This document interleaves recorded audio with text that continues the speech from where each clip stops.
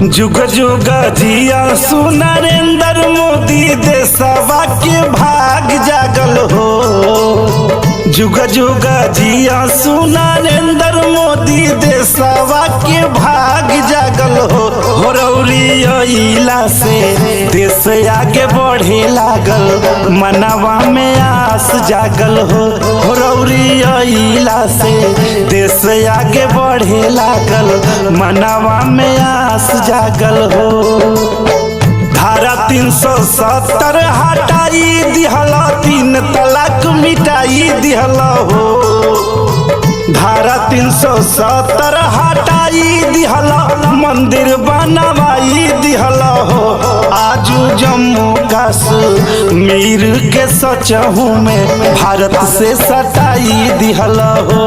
आजू जम्मू कश्मीर के सचहू में भारत से सटाई दिहला हो। सर्जिकल स्ट्राइक के पाकिस्तान के घुटना पर लियाई दिहला हो। सर्जिकल स्ट्राइक के पाकिस्तान के घुटना पर लियाई दिहला हो। चीन पीछे हटल, पेंगोंग झील में औकात दिखलाई दिहला हो। चीन पीछे हटल, पेंगोंग झील में औकात दिखलाई दिहला हो। आज रौरी जन्मदिन पर देशवा में देख ना बधैया बजेला।